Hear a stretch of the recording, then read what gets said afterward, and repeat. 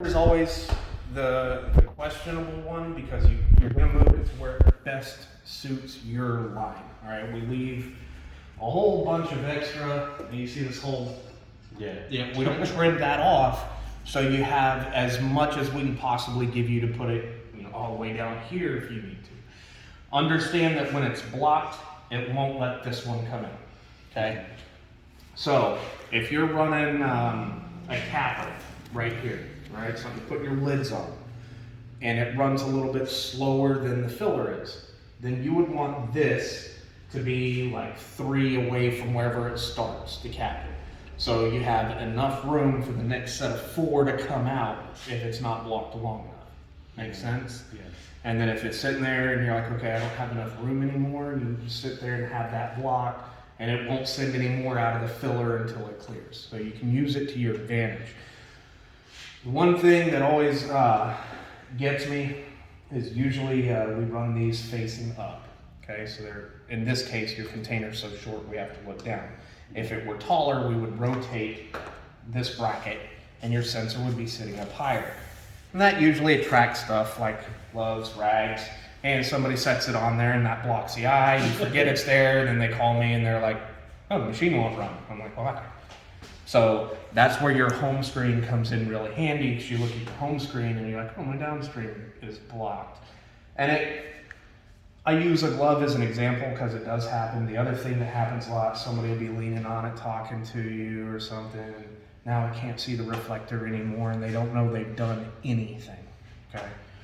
But because it's so far away from the fill pocket, it's usually the one that gets accidentally bumped, hit, something sat on it, whatever. But as soon as it can't see the reflector, downstream backup, it won't run no more. All right. This cylinder.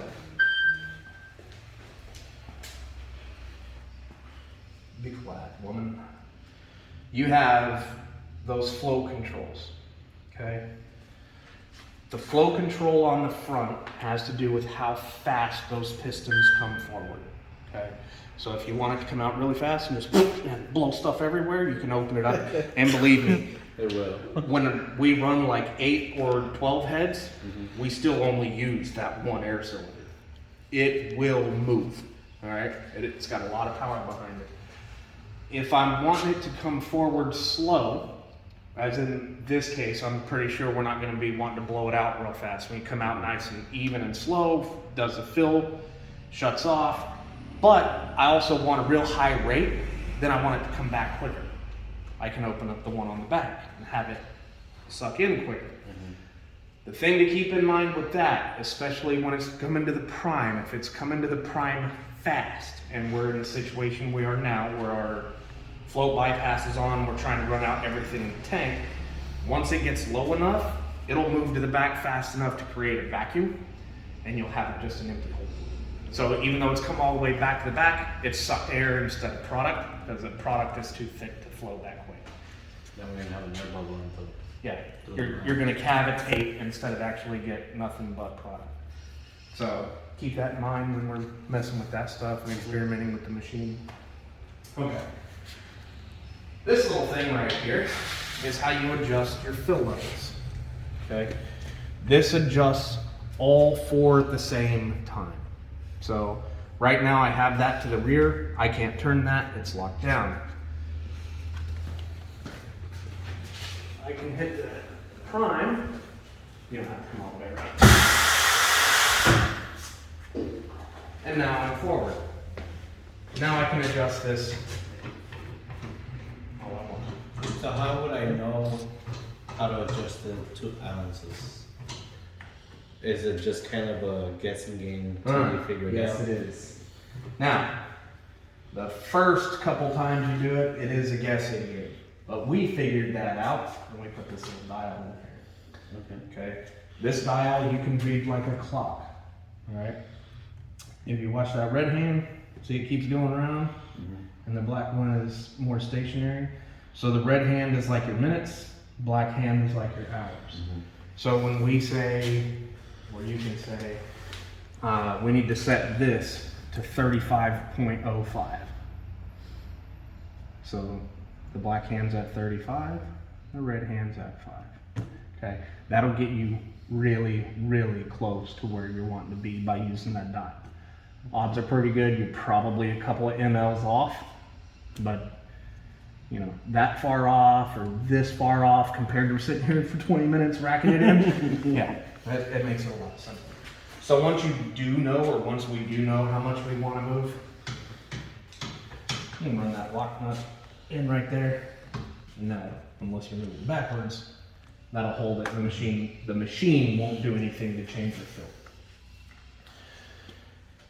Each one of these individually are also adjustable, okay? So when you're standing at the front of the machine, left to right, you have head 1, 2, 3, and 4, okay? So 1, 2, 3, 4, all right. The reason I say that is so everybody can have the same communication. Mm-hmm. So whoever's on the front of the machine when we're dialing in, they're like, hey, 1's a little bit too much. I can individually adjust number 1 without affecting the other 3, okay? The further out I get these knurled nuts, these silver ones, the further away they come, the less product I get, okay? Because then it's, this bar has to move further before it catches that nut and pulls the piston to the ring. Now, all right.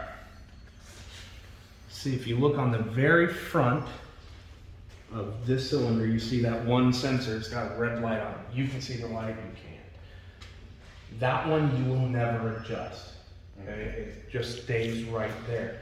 If for any reason you ever have to take that sensor off to clean it, the sensor goes bad, whatever, make sure that piston is all the way forward. You put the sensor back on there, move it until the light comes on, and then clamp it down, and it's in the right position.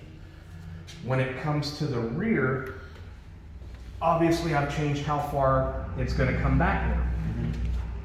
You look on the back of this bar, you see that sensor that's hanging from it? That reads this tip. So even though I've stopped it, so now it's only gonna come back like this far and be done, I don't have to adjust the sensor to that, it does it automatically. On the back here, you've got 3 grease nipples on this one, 3 on this one, okay? Everything that was in the machine when we sent it to you is food grade white lithium grease, okay?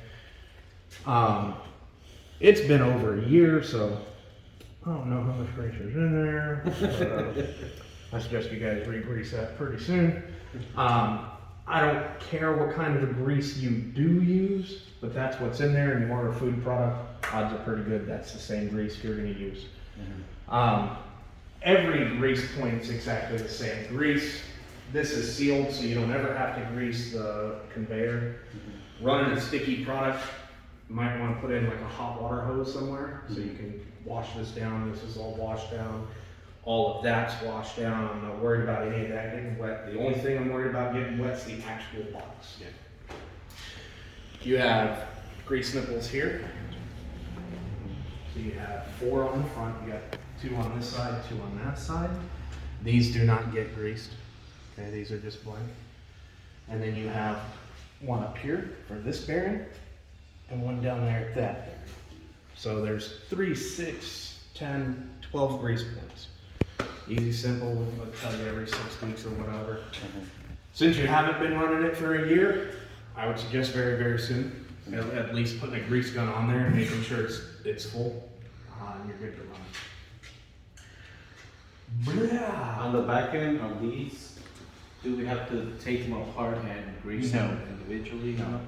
You can just stick it right on the nipple and let it go. Where would the nipple for these be? On what? For The cylinders themselves. Yeah. Those don't.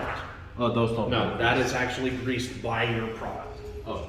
So if you ever, actually thank you for bringing that up. Whenever you go to clean this, obviously you have to sterilize it because you're a food product. But if you're sterilizing with alcohol, then it gets very dry because it takes everything out. Yeah.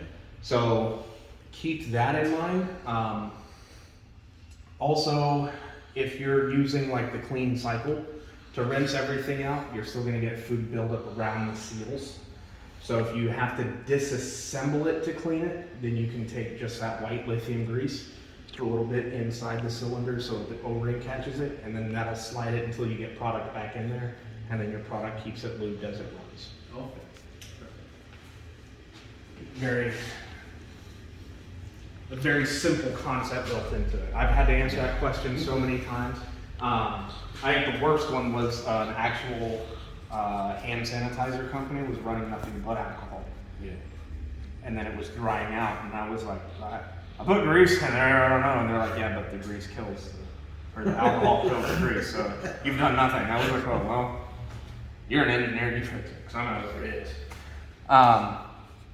Where you guys are actually going to use more than most people, even though it's recipe driven, are your setup sheets. So you may very much look in, kind of depending on your turnover, you know, like if you're running through people that's running the machine, you can always get these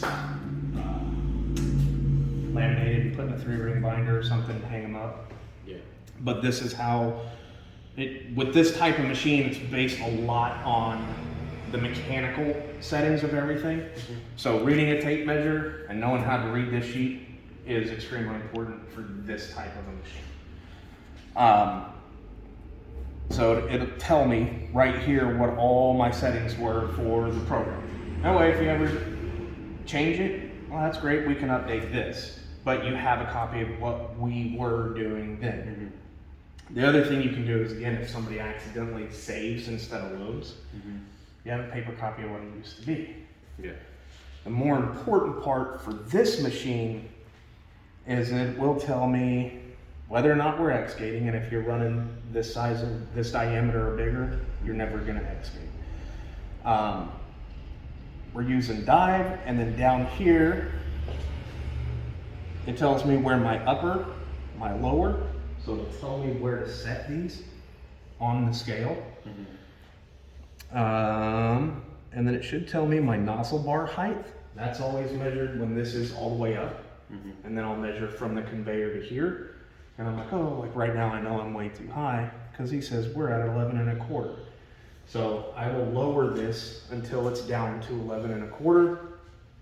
And it tells me my nozzle spacing, my gate spacing, the stuff that I told you you're never going to change in that filler screen, and the piston stop bar. I like the way he named that. Piston stop bar dial. But you see how he says it was at 6.32? Let's set that right now because it's already up. So that should be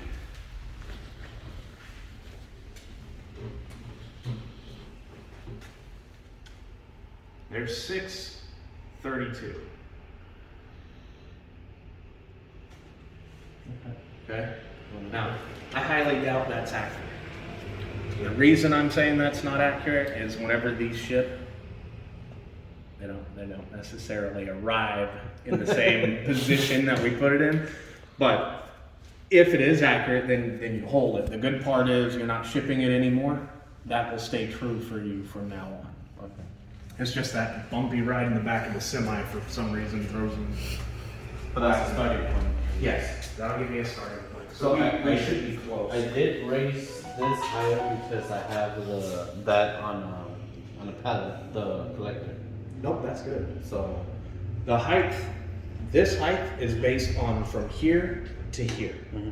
It doesn't care what this to the floor is. okay. As long as, the only time I've seen that become an issue is when they wanted, they wanted the filler on like a platform for draining oil and like that kind of stuff, and they want to be able to put it into or they have to be able to contain it, and then they don't put the conveyor on. And I'm like, well, the conveyor can't magically grow 10 inches, people. Like, come on now. So other than that, it's fine.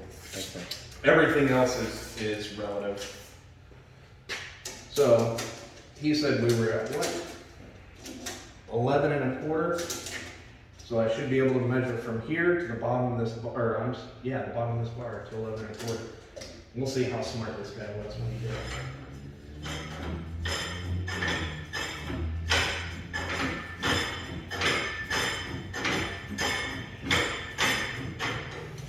I hate that noise.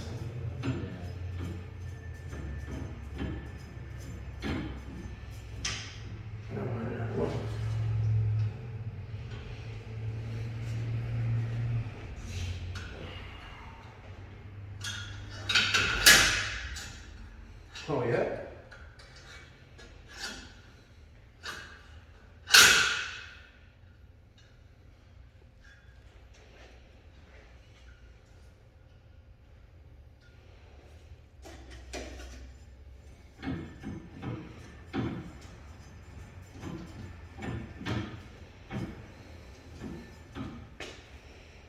I have a feeling this guy was an idiot. Let's think a little low because it does quite a bit. So we're gonna update that sheet. Almost said something else. We're gonna update that sheet entirely. The way So- I measured it is I dropped it down and just seeing what the lowest exactly point what I'm was. gonna do. So what I'm gonna ask you right now is, do you want to run it in dive or park? I would say, what do you think? A dive is when it comes up and down, puts a drip trail. In park, it would always be at a certain position and it would not go up and down. It would just, It would never use the drip I train. would say yeah. dive, because you said with the park, if the container is not there, it's still gonna go, right? No, not necessarily it's because still looking for the the sensors. sensors will still read it. Okay.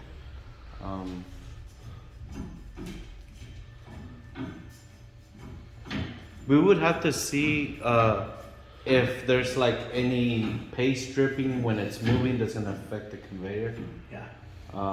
If we would need it.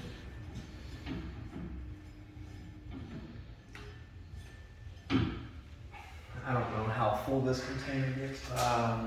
Do we have any reference? We don't have any containers here, do we? My guess is it's somewhere